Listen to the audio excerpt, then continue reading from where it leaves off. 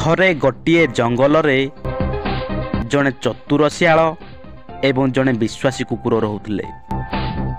ଶିଆଳ ବହୁତ ଚାଲାକ ଥିଲା ଏବଂ ଏହି ଦୁଇ ଜଣଙ୍କ ମଧ୍ୟରେ ଏକ ଦୋସ୍ତି ବି ଥିଲା। କୁକୁର ଭାଇ, ମୋତେ ଥରେ ତମ ଗାଁକୁ ନିଅ, ଦେଖିବ ତମ ଗାଁର କେତେ ଉନ୍ନତି ହେବ।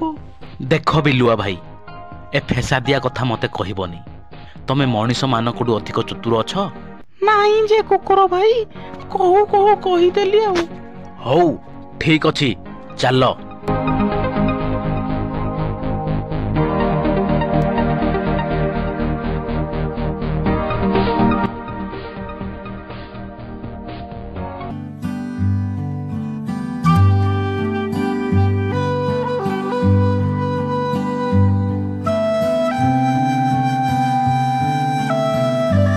ବୁଝିଲ କୁକୁର ଭାଇ, ଗୋଟେ କଥା କହିବି ବୋଲି ଭାବୁଥିଲି, ହେଲେ କହିପାରୁନଥିଲି। କୋଉ କଥା କହୁନ?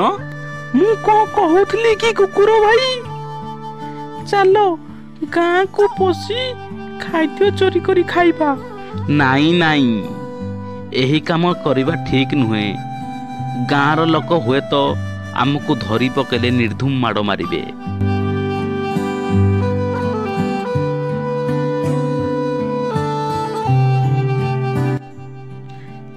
କୁକୁର କଥା ବିଲୁଆ କିଛି ବି ଶୁଣିଲା ନାହିଁ।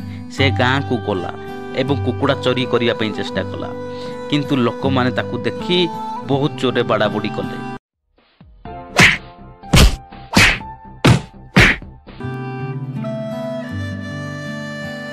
ମୁଁ ତୁମକୁ କହିଥିଲି ନା ବିଲୁଆ ଭାଇ, ଏଇଭଳିଆ ଅନ୍ୟାୟ କରିବା ଠିକ ନୁହେଁ। ତମେ ଠିକ କହିଥିଲ କୁକୁର ଭାଇ, ବିନା ପରିଶ୍ରମରେ କିଛି ମିଳିବ ନାହିଁ। ଏବେ ଠିକ ରାସ୍ତା ବୁଝିପାରିଲି। ଏହି କାହାଣୀରୁ ଆମକୁ ଏହି ଶିକ୍ଷା ଦେଇଥାଏ, ଚତୁରତା ବୁଦ୍ଧିମତ୍ତା ରହିଲେ ମଧ୍ୟ ନ୍ୟାୟ ଏବଂ ନିଷ୍ଠା ହେଉଛି ସର୍ବୋତ୍ତମ ଆଚରଣ।